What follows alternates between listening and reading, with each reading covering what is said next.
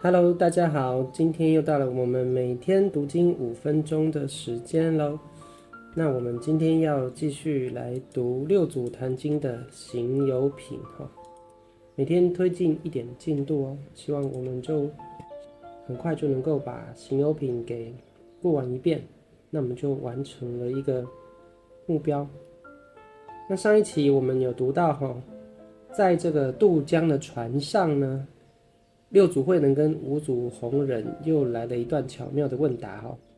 五祖弘忍说啊，是我渡你。那六祖慧能说呢，非常感谢老师的传法哈。迷的时候呢，老师能够渡我们，引我们入门哈，引我们悟本性。但是当我们跟菩提自信呢连接上，已经大彻大悟之后呢，未来的路还是要靠自己走，还是要靠自己的自信智慧呢来引导自己呢前进的路，自信制度。那这句话其实也是呼应了六祖坛经最开头第一句话，他就说了：菩提自信本来清净，但用此心直了成佛。所以说，包含这一场行有品的演讲，其实就是如果大家还记得的话，是在这个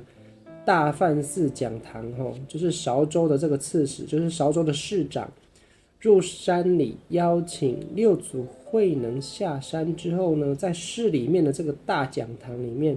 有1000多人，有俗家的，有儒家的，有道家的，还有普通大众。然后呢，六祖慧能就在这个大梵寺讲堂里面跟大家首先就分享说，他自己年轻的时候呢，得法传法的整个过程。这段故事呢，就是相当于六祖慧能的传记一样，就是行有品的主要内容。所以说我们现在读到了，在这个渡江的船上，六祖慧能当时年轻，刚得到五祖弘忍传法的时候，在船上跟师父对话这段过程，自信制度其实也是呼应到他在大梵寺讲堂里面跟大众所说的开门见山的一个宗旨，就是顿教法门的宗旨都是这样，引导所有的人去开发你本自具足、本自清净的这个菩提自信。这个菩提自信是每个人本自具足的，可是呢，它就像我们心中的太阳一样，如果心中的这些无明、这些我相、人相，它像乌云一样遮蔽了的话，就像我譬喻的剪辑软体的涂层，我们的自信智慧就像在涂层的最内侧、最内层，然后外面一层一层盖了很多的我相、人相，还有各种滤镜、各种效果，形成了我们不同的心境，每个人不同的自我认知。那如果没有将这些无明的障碍给消除的话，我们在关照自己内心的时候，我们见到的只是我相。然后呢，我们看一切的人事物呢，我们悟到，我们认为我们认为这个人怎么样，我们认为这件事情怎么样，这个我所认为的想法不一定是实际的情况，可是我们心中是这么想象，是这么认为的，这就是人相，就是我们所悟的东西。所以说，包含我们对于自己的认知，就是我相；包含我们看一切事情的看法和体悟，这是人相。然后呢，我相、人相以外，我们所有的觉知都是众生相。然后在这个觉知当中，更深层潜意识当中更细微，我们无法察觉的，但是它对我们有所影响的一些潜在的潜意识方面的一些倾向呢，就是受者相。所以说，我们的菩提自信是被层层的涂层给盖住了，被这些我相、人相、众生相、寿者相，还有很多的知识，就是法相，很多的观念，是非的观念，就是法相跟非法相，这种种的就像涂层一样，一层一层的盖住。所以我们所看到的，我们所理解到的，都是表层而已。但是呢，所有的经典呢，是要顿教法门，是要引导我们呢，慢慢把这些我相、人相给放一边，放一边，放一边，然后呢，跟自己每个人本自具足的菩提自信连接上。所以说，顿教法门的宗旨就是一切的老师，他的功能是帮助你开发你的菩提自信而已。他不是要老师不是要透过老师教你什么法门，或是教你什么知识，让你靠着老师说的话，或者是让你靠着老师所教给你的一套法门来修行。顿教不是这样子的。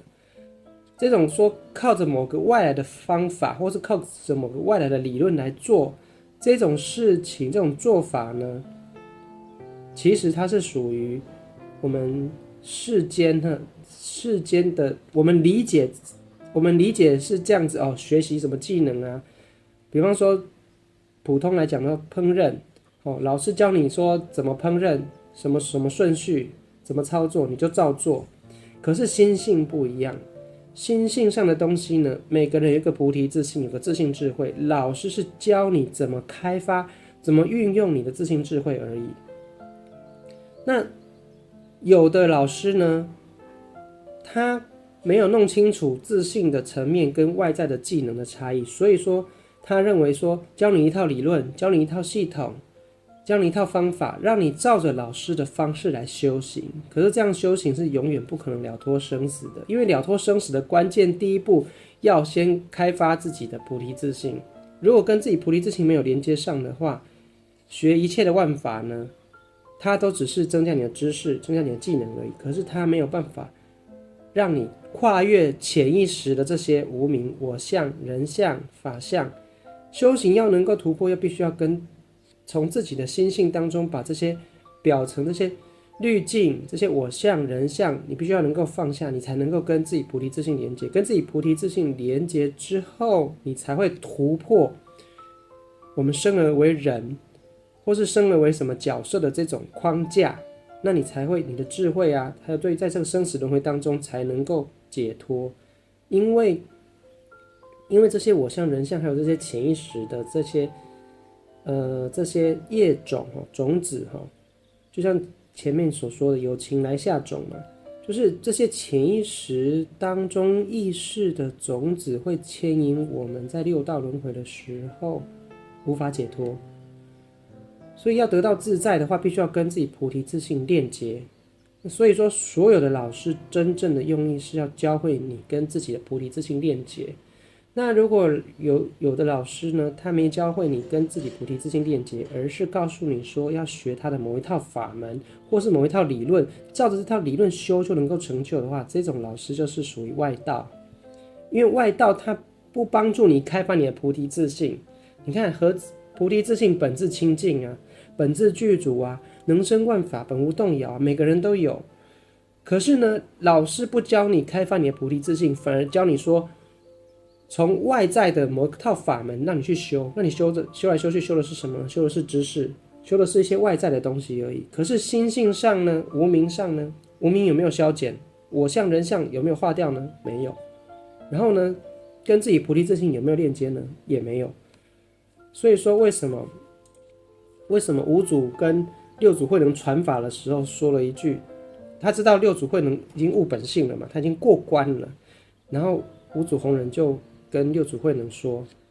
很多人呢不是本心学法无益啊。我们一切的老师，天人师佛，他就是要引导众生跟自己菩提自信，找回自己的菩提自信。那如果说一个老师不能够帮助你找回自己的菩提自信，只是要教会你某一套法门、某一套理论，要你照着这个理论来修，照着这个法门来修，告诉你说这样修会成就，其实呢，祖师已经告诉你说这种方向已经错了，完全就弄错了。因为一切的老师在传法，就是要引导你跟菩提自信链接而已。在跟菩提自信链接的过程中，必须要从自己心性上克服自己很多的无明、很多的我相、人相、很多的妄想执着、贪嗔痴爱。当你拨除这些无明的时候，你的菩提自信的智慧就越来越清明了，越来越显现出来了。当你智慧显现出来的时候，你更容易接受老师的引导。六祖坛经后面也有说啊，一个人如果无明很深重的时候，就算外面的老师要教你，也是教不可得。所以说这是一个关键呢。那很多的老师，你如果说不是帮助众生，呢悟本性的话，你只是教他照着我的某的方法、某个法门来修就会成就的话，是不可能的。你看这边第96章六祖坛经又讲了，如果一个人内心呢不能够开发自己的菩提自信，不能用自己的菩提自信来引导自己，反而呢心中很多的无明、贪嗔痴爱、妄想执着，那即使外面的老师，即使是六祖慧能、五祖弘忍亲自来教导你，可是你自己内心中的无明遮蔽了你的菩提自信。老师想要引导你见性，可是自己的无明太深重了，邪迷妄念颠倒，障蔽了自己的智慧。外面的老师再怎么教你，也救不了你啊。但是呢，如果透过老师的引导，你自己能够下功夫呢，把自己的这些无明给慢慢的拨开的话，一刹那间，你自己跟自己的菩提自信连接上的时候呢，你就跟物本性了。一刹那间，你就可以跟佛陀一样，用这个自信智慧能够引导你修行了。所以这个是一个很核心的观念。那很多人呢，他教你很多的方法，教你很多的理论，可是呢，如果这个理论没办法帮助你跟自己的菩提自信链接的话，那其实学这些东西是根本没有益处的，它是增加你的知识而已，增加你的技巧而已，可是没有办法帮助你跟了解自己的生命本来面目。换句话说呢，那些都是属于世间法而已，是属于无法解脱的不究竟法，这样子。所以说学习东西有两种，你如果是学习知识技能的话呢，你可以透过某一套系统、某一套方法去增长自己。道德经里面有说嘛，为学日益嘛，你可以用一些方法去增长自己，提升自己。可是修行呢，为道日损，必须要把自己的无明慢慢的剥除，才能够跟自己的自信智慧连接上。而所有的老师，真正的老师教你是要让你把自己内心的宝藏给开发出来。儒家也是这样说的啊，儒家说啊，天子之于庶民，以修身为本啊，自己要先修成，你修身了，自己修成了，才能够齐家，才能够度人，才能够治国平天下。所以它是一本3万书，是这样子推己及人出去的。那菩萨道就是自觉觉他出去的。那如果自己菩萨都有我相、人相、众生相、寿者相，自己就不是菩萨，就怎么样子帮助别人悟本性呢？就没有办法嘛。所以这个观念呢是需要普及的哈，就是说，关于这个迷时师度、悟了自度的观念，就是非常要普及的。很多人没有这个观念的话呢，他就想要依照外在的老师，或是别人告诉你说有一套法门很厉害，你就相信了。可是关键是说，这个方法的宗旨是不是帮助你开发自己的自信智慧？如果不是的话，它就只是方便法，它只是一个过渡而已。你可能某个阶段需要靠某些方法来引导，可是呢，最后你还是必须要走上往开发自己自信智慧的路，必须要走上把自己心中的无明、贪嗔痴爱和我相、人相这些东西化掉。那自己呢，一刹那间自己自信智慧显现出来的时候，你就成就了，你就入门了。那如果不往这个方向努力的话，努力了一辈子，学了很多的方法，学了很多的技巧，可是呢，心中的无明、心中的贪嗔痴爱、心中的菩提自信还是不能够多开发一点点的话，那其实是没有益处的。到了生死之际是没有真正的益处，只是会有点像是在世间上赚钱一样，你赚了很多的钱，可是这些钱是让你在活着的时候用的，可是呢，对你的未来是用不上的，就有点像我们在什么国家，我们国家的货币就只在我们国家使用而已。那你如果要出国的话，你得要转换成另外一种货币，否则你到国外拿着我们国家的货币是没有办法使用的。那到了六道轮回一样，当我们要了脱生死的时候，你世间的金银财宝如果不能转换成自信智慧的功德，不能够转换成自信智慧的开发的话，那世间的财宝呢，到了另外一个阶段是没有益处的，没有办法换成福报，是没有办法换成功德的，这样子。好，那今天聊的比较多，我们就先分享到这边。那我们剩下的内容我们就下次再聊，那我们就明天见了，拜拜。